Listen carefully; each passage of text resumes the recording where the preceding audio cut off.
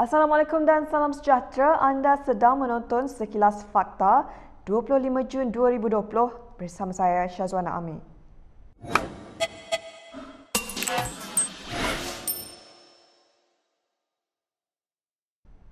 Pergerakan bebas di antara rakyat negara-negara ASEAN yang telah dikategorikan sebagai negara hijau merupakan antara isu yang dibincangkan oleh Menteri-Menteri Luar ASEAN semalam. Menurut Menteri Luar Hishamuddin Hussein, konsep gelembung hijau yang dibincangkan sangat penting bagi menghidupkan kembali ekonomi negara-negara serantau yang telah menunjukkan kemajuan positif dalam memerangi COVID-19. Saya sentiasa berpendirian dalam krisis mesti ada peluang dan peluang itu mesti direbut dan ianya hanya dapat direalisasikan kalau sekiranya kita bersatu 10 negara ini, dan saya harap bahawa apa yang dibawa oleh pemimpin-pemimpin dalam sidang kemuncak esok akan mengarah ke hala tuju yang sama yang telah pun dibincangkan di peringkat menteri-menteri luar.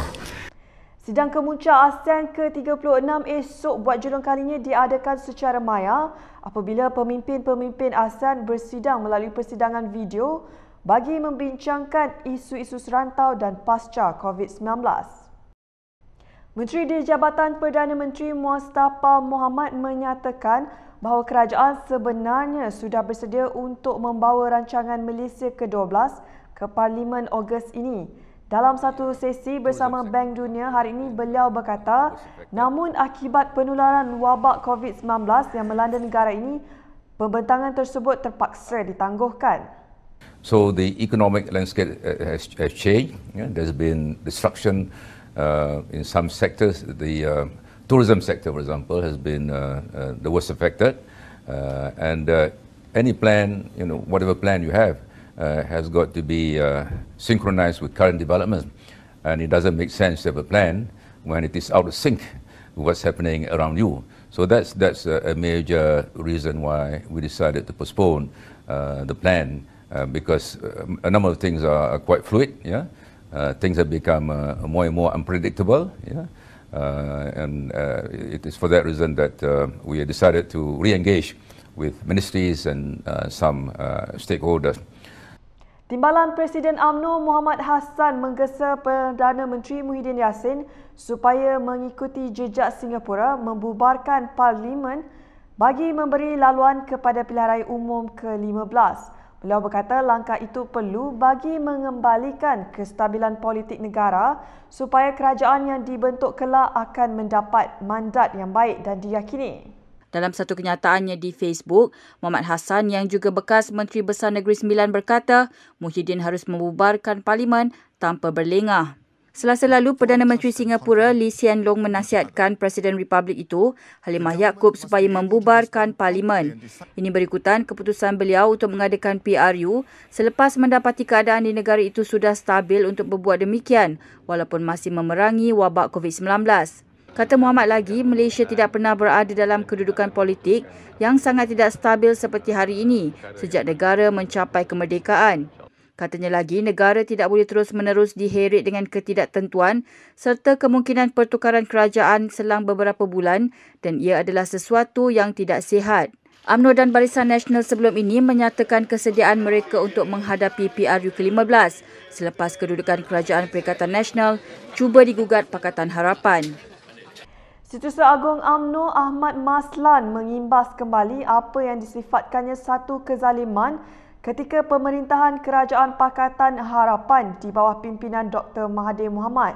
Dalam satu sesi ceramah pilihan raya kecil Dun Chini malam tadi, beliau menyatakan belum pernah ada rakyat Malaysia yang dikenakan sebanyak 87 pertuduhan di mahkamah. Datuk Najib diseret ke mahkamah. Datin Sri Rosmah diseret ke mahkamah. Tidak ada satu pertuduhan sebanyak itu kepada rakyat Malaysia atau mungkin dalam dunia. 87 tuduhan kepada Presiden UMNO diseret ke mahkamah. Tak cukup satu tuduhan, dua tak cukup, 87 dikenakan. Zalim, berbenarlah sangat kerajaan itu.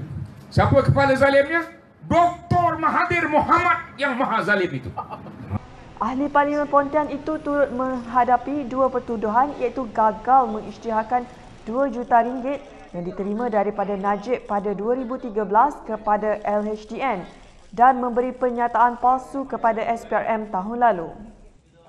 Hanya 4 kes baru positif COVID-19 yang dilaporkan hari ini menjadikan jumlah kes di Malaysia adalah sebanyak 8,600 kes.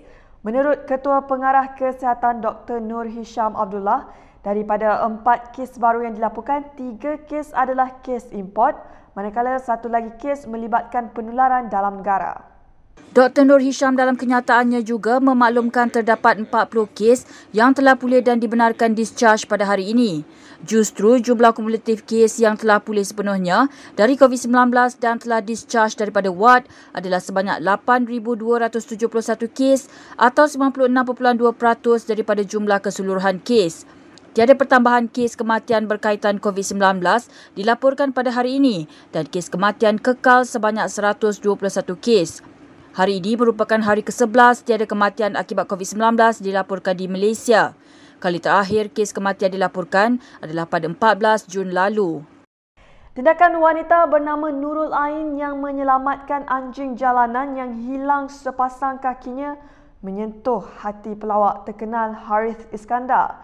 Dalam satu hantaran di Instagram, Harith yang turut menyatakan hasratnya untuk menjadikan anak anjing yang dinamakan Marvella itu sebagai haiwan angkatnya. Menurut pelawak tersebut, dia bersama isterinya telah mendengar kisah Nurul Ain dan Marvella di dalam talian. Mereka kemudiannya bersepakat untuk bertemu Nurul serta menjadikan Marvella sebagai haiwan angkat. Haris menambah dia sangat gembira diberi kesempatan untuk menjaga Marvella bersama 2 kucing peliharaannya yang lain. Dalam satu hantaran terbaru Nurul Ain di Instagram, dia menyatakan bahawa dia sebenarnya berat hati mahu melepaskan anjing itu. Namun dia tetap bersyukur kerana Harith dan keluarga sudi berkongsi kasih sayang dengan anjing tersebut. Nurul juga berharap agar ramai lagi orang akan turun untuk membantu dan menyelamatkan haiwan-haiwan yang tidak bernasib baik. Baiklah, sekian sahaja daripada saya, Syazwana Amir untuk Sekilas Fakta. Untuk lebih banyak berita, anda boleh melayari kinitv.com. Anda juga boleh mengikuti kami di Instagram, Twitter, YouTube dan Facebook. Salam hormat dan jumpa lagi.